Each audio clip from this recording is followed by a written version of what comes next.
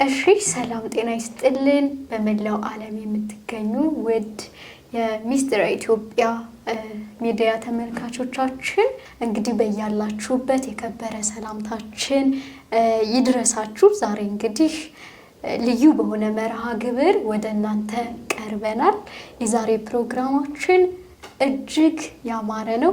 ምክንያቱም በዛሬው ዕለት ከሀገር በቀል ጥበብና ከባህል ሕክምና ጋር በተያያዙ በሀገራችን ኢትዮጵያ የሚነሱ ህዝቡን ግራ የሚያጋቡ የተለያዩ ጥያቄዎች ይነሳሉ። ታዲያ እነዚህን ጥያቄዎች ፈታሉ ብዬ ከማስባቸው ይልቁንም ደግሞ በዚህ ዘርፍ ላይ ረጅም ልምድ ካካበቱና ሰፊ ምርምርን ካደረጉ ከመምህር ዶክተር አባ ክንፈ ሩፋኤል ላይ የጥያቄና መልስ ቆይታ ይኖረናል። በዚህ የጥያቄና መልስ ቆይታችን ደግሞ ከዚህ ቀደም የተፈጠሩባችሁን ጥያቄዎች እንዲሁም ደግሞ ከዚህ በኋላ የሚፈጠሩባችሁ ጥያቄዎች በቂ መልስና ሙሉ መረጃ የምታገኙበት ቆንጆ ቆይታ እንደሚኖረን ሙሉ እምነት አለኝ። ታዲያ ይህንን ፕሮግራም በመምራት አብሬያችሁ የምቆየው እኔ አልማዝ ጋሻው ነኝ ከሶሎሞን መንደር የባህል ሕክምናና የምርምር ማዕከል ስቱዲዮ።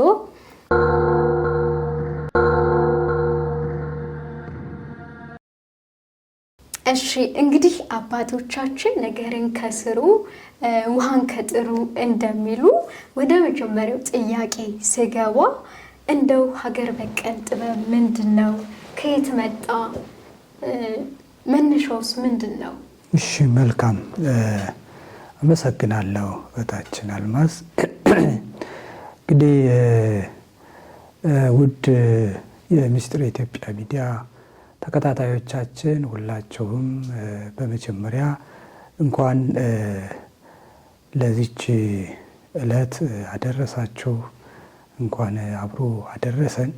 እንግዲህ ዛሬ ወደ ሀገር በቀል ጥበብ ከመግባታችን በፊት ይህ ዕለት ያው መኑ እቱ ገብርኄር ብለን የምናስበው ዕለት ነው።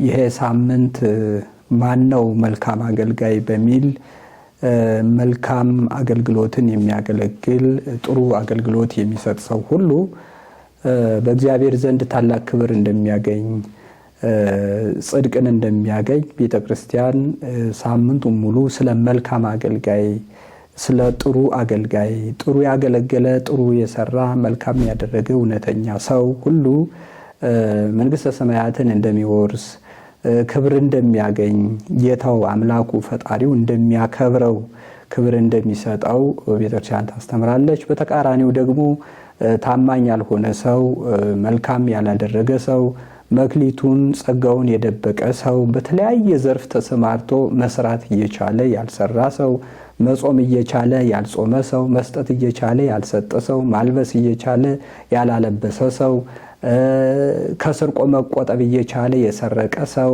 ከሙስና መቆጠብ እየቻለ በሙስና ተጨማልቆ የኖረ ሰው አለመዘሞት እየቻለ በዝሙት ዓለም ገብቶ ሲዋኝ የኖረ ሰው በሐሰት የመሰከረ ሰው እንዲሁም ሌላ ብዙ በዘረኝነት በጎጠኝነት ተከፋፍሎ ክርስቶስ ሁሉንም ባንድ አድርጎ የመገበውን ያዳነውን ሕዝብ የሚከፋፍል ሰው ዘር፣ ቀለም፣ ጎጥ፣ ብሔር አይቶ የሚኖር የሚነዳ ሰው ሁሉ የሚቀጣበት ቅጣት በጣም ከባድ መሆኑን ቤተክርስቲያን አስረግጣ የምትሰብክበት ሳምንት ነውና እኛም እያንዳንዳችን እንግዲህ ከየትኛው አገልጋይ እንደሆነ ማን ነው መልካም አገልጋይ ብላ ነው ጠይቃ ቤተክርስቲያን ስብከቷን የምትጀምረውና እንግዲህ መልካም አገልጋይ ለመሆን ያብቃን።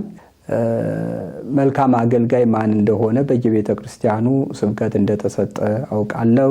የመጀመሪያው መክሊት የተቀበለው አትርፎ ሰጥቷል፣ ሁለተኛውም አትርፎ ሰጥቷል፣ ሶስተኛው ግን ጌታው ባለቤቱ ያዘዘውን የሰጠውን ከእግር ጥፍር እስከ ራስ ጠጉር አልቆ ንጹህ ቅዱስ ልዩ አድርጎ የፈጠረውን አካሉን ለሌላ አውሎበት ሳይጠቀምበት ቀርቶ ራሱንም ሳይጠቅም ሌላውንም ሳይጠቅም በመቅረቱ ያለውን ጸጋም ተገፎ ተቀምጦ ለሱ ሊሰጠው የነበረው ክብር ሁሉ ለሌሎች ከክብር ላይ ክብር እንደተጨመረላቸው ነው። እንግዲህ ቤተክርስቲያን ስታስተምር የዋለችው ቤተክርስቲያን ማለት መምህራኑ እናንተ ናቸው ሁላቸውምና ስለዚህ እንኳን ለዚህ መልካም ዕለት እኛም እንዲሁ ከተኛንበት ለሚያነቃን ዕለትና ጥያቄ እንኳን ደረሰን እንኳን ደረሳችሁ ነው የምለውና ጥሩ ሰርተን የቅዱሳንን ክብር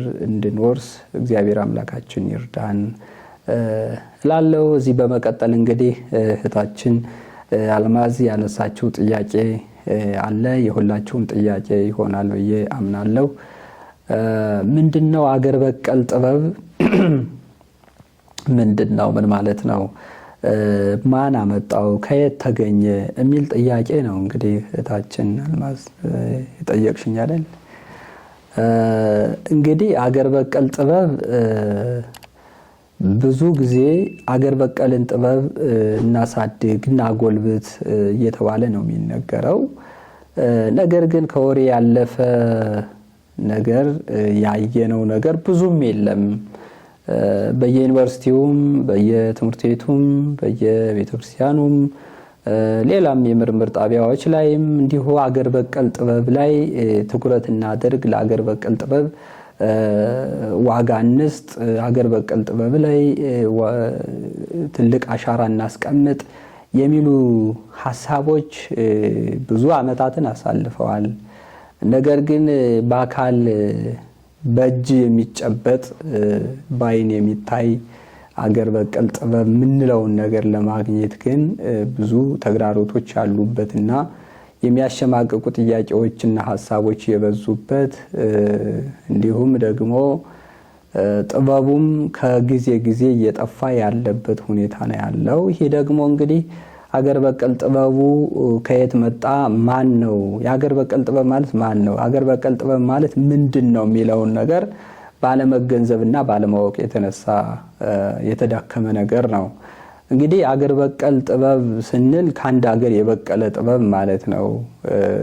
እንግዲህ አገረኛ ከሌ የዚህ ሀገር ነው የዚህ ብሔር ነው ወይም ደግሞ ከዚህ የተገኘ ነው ከይቺ አበባ ከዚህ መሬት የበቀለች ናት ብለን ብንናገር እንደ ሰውኛው እንግዲህ የበቀለችበት ቦታ አላት ማለት ነው። ያቺ አትክልት የበቀለችበት እንግዲህ ጥበቡ ደግሞ የተገኘበት የበቀለበት ሀገር አለ ማለት ነው።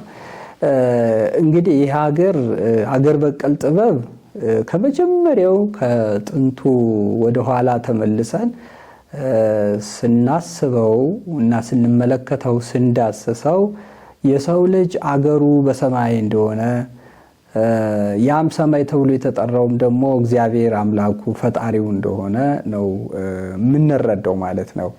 አገር በቀል ጥበብ ማለት ጥበብ ራሱ እግዚአብሔር ስለሆነ ከእግዚአብሔር የተገኘ ጥበብ ነው። እንግዲህ አገር በቀል ጥበብ የሚባለው ሰው ሁሉ ኃላፊ ነው። አገሩ በሰማይ ነው። አገሩ ከእግዚአብሔር ጋር ነው።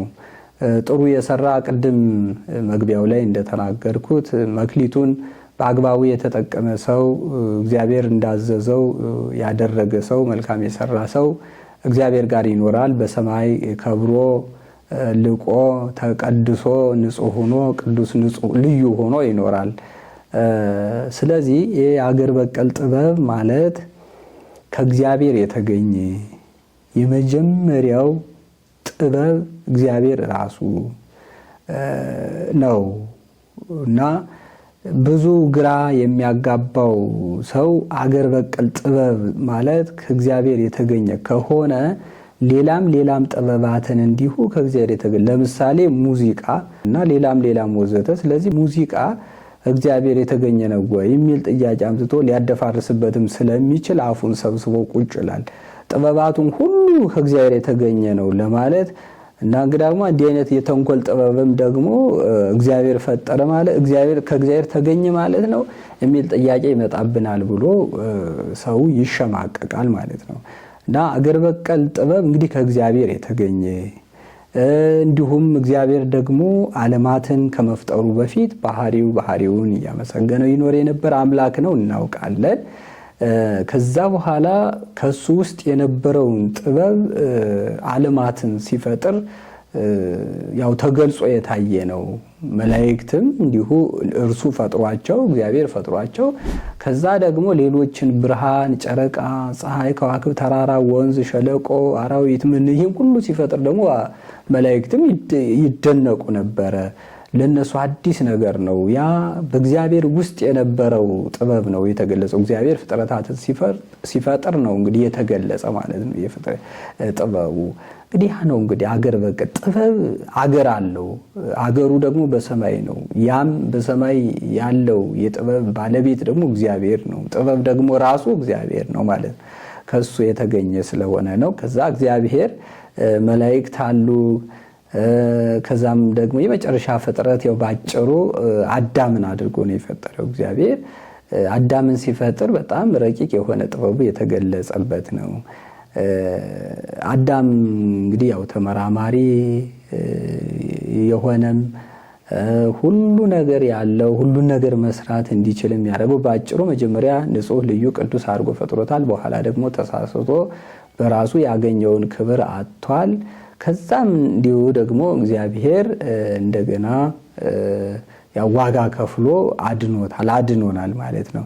እንግዲህ ከዛ በኋላ በእግዚአብሔር ውስጥ ያሉ ጥበባት ናቸው በየጊዜው እየተገለጹ የሰው ልጅ ራሱን በራሱ ማስተዳደር፣ መርዳት፣ ማከም፣ መብላት፣ መጠጣት፣ መልበስ፣ መተኛት፣ መንቀሳቀስ፣ መሮጥ፣ መናገር፣ ማየት፣ ማስተዋል እነዚህን ነገሮች ሁሉ እንዲያደርግ የሆነው እግዚአብሔር ውስጥ ያሉ ጥበባት ናቸው።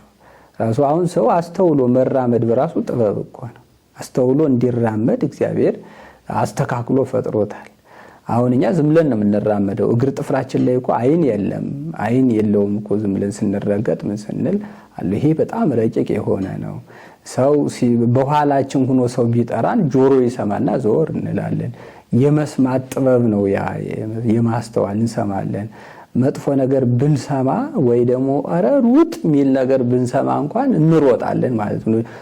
እንደሚጎዳን ስለምናቅ ነው። ይህ ሁሉ ጥበብ ነው።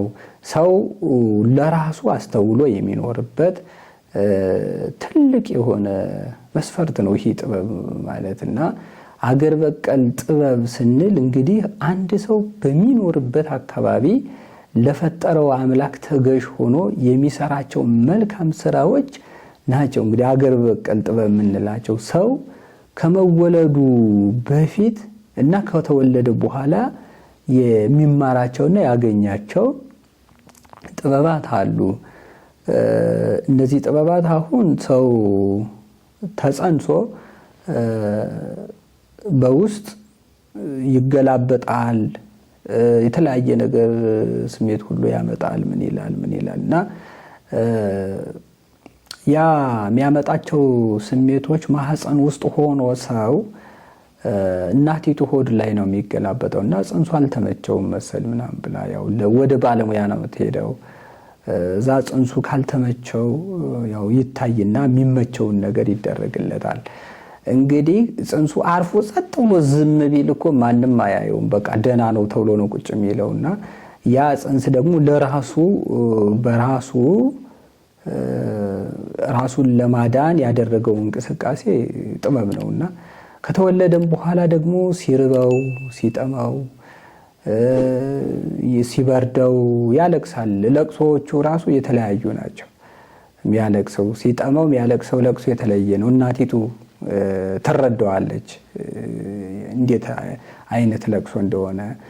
ሆዱን ሲቆርጠው፣ ሲበርዳው፣ ሲያልበው፣ ሲሞቀው ወይ ልጅን ሞቀው ብላ ታወርደዋለች፣ ወይም ሲበርደው በርዶታል ብላ ድፍንፍን አድርጋ ታለብሰዋለች። እና እናቲቱና ሕፃኑ በጣም ረቂቅ የሆነ የመግባቢያ ጥበብ ነው ያላቸው። በቃ የሚግባቡበት ጥበብ በጣም ረቂቅ ነው። የሚገርመው ማለት ነው እንግዲህ በዚህ ሁኔታ ተወልዶ የሚያድግ እዛች አካባቢ ላይ ያ ሰው ሲያድግ የሚሰራቸው ስራዎች አሉ። በቃ እየቆፈረ ሊያድግ ይችላል፣ ሽመና እየሰራ ሊያድግ ይችላል፣ ጭቃ እያቦካ ሊያድግ ይችላል፣ እያረሰ ሊያድግ ይችላል፣ እያጨደ ሊያድግ ይችላል፣ እንጨት እየለቀመ ሊያድግ ይችላል፣ ቀለም እየበጠበጠ ሊያድግ ይችላል። ለሚያስፈልጉት ነገር ሁሉ እንቅስቃሴ እያደረገ እየሰራ ያድጋል። እዛ ላይ ለሱ የሚያስፈልገውን ነገር እያደረገ ያደገበት እድገት እየሰራው ያደገው ጥበብ ያ ጥበብ እንደገና ደግሞ ያደገበት ቦታ ያንን ነገር እየሰራበት የቆየው ቦታ ነው። እንግዲህ አገር በቀል ጥበብ የምንለው ያንን ነው። እየሞዘቀም ሊያድግ ይችላል እኮ እየዘመረም ሊያድግ ይችላል፣ እያስተማረም ሊያድግ ይችላል። በአጠቃላይ ለሱ የሚያስፈልገውን ነገር በሚያስፈልገው በማያቅተው በሚመቸው ባህላዊ አካሄድ በራሱ በባህሪው እየሰራቸው የሚያድጋቸው ነገሮች ናቸው እንግዲህ ሀገር በቀል ጥበብ የምንላቸው። እኛ እነዚህ ሀገር በቀል ጥበብ አሁን ላይ ለምንድን ነው የሚያስፈልጉት? ብዙ ጊዜ ሀገር በቀል ጥበብ ይጠቅማል፣ ሀገር በቀል ጥበብ ይጠቅማል የሚባል ለምንድን ነው ካልን አንድ ሰው የለመደውን ስራ ከመስራትና ያለመደውን ስራ ከመስራት ሲነጻጸር የለመደውን ስራ ቢሰራ በጣም እጅግ ይቀለዋል። በአጭር ደቂቃ መጨረስ ይችላል። ገብቶት በደንብ መስራት ይችላል። ውጤታማ ማድረግ ይችላል። እኔ አሁን የአውሮፓን ባህል እዚህ ላምጥቼ ላድርግ ብል አልችልም በቀላሉ። በጣም ብዙ አመት ሊፈጅብኝ ይችላል። ኢኮኖሚካሊ የተለያየ በቃ የጉልበትም የምንም ብዙ ነገር ሊያባክንብኝ ይችላል። በራሴ የአገሬን ባህል በራሴ ጥበብ ኢትዮጵያ ውስጥ በሚገኝ በማውቀው ነገር ልስራው ብል ደግሞ እችላለሁ ማለት ነው። አሁን በአውሮፓውያን የጨርቅ አሰራር ባህል ልስራ እንደነሱ አድርጌ ብልና በእኛ ሀገር የጨርቅ አሰራር ስልት በሽመና ስራ ልስራ ብል በእኛ ሀገር መስራቱ ይቀለኛል ማለት ነው። ቶሎ ተደራሽ አደርጋለሁ። እዛ ላይ ልፋቱ አለ፣ በጣም ብዙ አለ። መድኃኒትን እንኳን ብናስብ የውጭውን እዛ ጋር መከራ ከምነ በራሳችን በባህላችን ድሮ ሆዳቸውን ሲያማቸው ሲቆርጣቸው ምን ሲላቸው አይናቸውን ሲያማቸው እግራቸው ሲያብጥ ምን ሲል አንዷን ቅጠል ከአንዷ ጋር ቆርጠው አሽተው ምናምን ቀብጠው ቶሎ ይድናሉ ማለት ነው። የውጭውን በፋብሪካ መልኩ በዛ ለስራ ምናምን ቢል አያዋጣም በቃ ኢኮኖሚካሊ ምንም። እና አገር በቀል ጥበብ በጣም አስፈላጊና ጠቃሚ ነው። ምክንያቱም ከቋንቋችን ጀምሮ በቀላሉ መመራመር፣ ማደግ፣ ወደ ቴክኖሎጂ መቀየር ምናምን የምንችልበት ጥበብ ስለሆነ የሀገር በቀል ጥበቡ በጣም ተመራጭ ነው። ስለዚህ የሀገር በቀል ጥበብ ማለት ከእግዚአብሔር የተገኘ የሰው ልጅ አገሩ በሰማይ ነው። ከሰማይ ያለ ጥበብ መነሻው እግዚአብሔር ነው። በቃ ምንም ቢሆን ምን ጥበብ የሆነ የሥራ መጀመሪያ ጠቅላላ መጀመሪያው የተጀመረው መነሻው እግዚአብሔር ነው። ምንም በቃ አሁን ዓለም ከመፈጠሩ በፊት እግዚአብሔር ነበረ። አዎ ነበረ። ስለዚህ ያኔ ጥበብ የት ነበረ? እግዚአብሔር ጋር ነው የነበረው። እግዚአብሔር ራሱ ነው የነበረው ጥበብ። እግዚአብሔር ውስጥ ያለው ከእግዚአብሔር ሕሊና ውስጥ ያለው ነው። እንግዲህ ተራራውን ተራራ ሁኑ፣ ወንዙን ወንዝ ሁኑ፣ ውቅያኖሱን ውቅያኖስ፣ መሬቱን መሬት፣ መላእክትን መላእክት፣ ከዋክብትን ከዋክብት፣ ጨረቃን ጨረቃ፣ ፀሐይን ፀሐይ እያለ ይሄ እንደዚህ ነው ይሄ እንደዚህ ነው እያለ የፈጠረው ማለት ነው። ያ መፍጠር ጥበብ ነው ራሱ። በቃ ረቂቅ የሆነ ጥበብ ነው እሱ። ስለዚህ ይሄን ነው። ለዛ ነው ኢትዮጵያ ውስጥ ያሉ ሀገር በቀል ጥበቦች በጣም ተፈላጊ ናቸው የሚባለው መነሻቸው እግዚአብሔር ስለሆነ። የሌላውን ሀገር ደግሞ መነሻው እግዚአብሔር አይደለም አላልኩም፣ እንዳምልኮቱ ነው እንግዲህ ሌላ እንትን እንዳይወር ደግሞ አዳላ ምናምን የሚልም ስለሚኖርና ግን እንደኛ ጠንቅቄን የማውቀውን እንደ ኢትዮጵያ ግን የኢትዮጵያ ጥበቧ ይሄ ጠቃሚው ጥበብ እግዚአብሔር የተገኘ ነው። ሀገር በቀል ጥበብ ማለት ሀገራችን በሰማይ ነው። በሰማይ ደግሞ ያለ እግዚአብሔር ነው። በሁሉም ሙሉ ነው በእርግጥ እግዚአብሔር፣ ግን ደግሞ በሰው ሰውኛው አገላለጽ ደግሞ ጥበብ እግዚአብሔር ራሱ ነው። ከእግዚአብሔር ውስጥ ያለው ጥበብ ነው ሀገር በቀል ጥበብ የሚባለው ነው። እንግዲህ ተመልካቾቻችን በእርግጥ በጣም ረቂቅ የሆነ ነውና ጥበብን ስናነሳ ብዙ ነገር አለ። መጽሐፍ አንዱን ቆርጦ አንዱን መቀጠል፣ ማረስ፣ መፍለጥ፣ ወንበር መስራት፣ ሽመና መስራት፣ ቀለም በጥብጦ የተለያየ ነገር መስራት፣ አፈሩን አዘጋጅቶ ሸክላ መስራት፣ እንዲህ አይነት ነገር በቃ ነፋሳትን ጠልፎ ወደ ተለያዩ ሳተላይት ሲስተሞች መቀየር፣ የጨረቃ እንትኖችን ጨረሮችን ሰብስቦ ለሆነ ነገር ማድረግ፣ የፀሐይ ጨረሮችን ሰብስቦ ወደ ኤሌክትሪካል ሲስተም ቼንጅ ማድረግ፣ ለአገልግሎት ማዋል ምናምን። እንግዲህ ይሄ ኢትዮጵያ በጣም ብዙ ጥበባት የነበሯት ሀገር ነች። አሁንም አላት። ያው ልጆቿንን ወደ ኋላ የዘገየ ነውና እንግዲህ አገር በቀል ጥበቡን በደንብ እንድናሳድገው መልእክቴን እያስተላለፍኩ ወደ እህታችን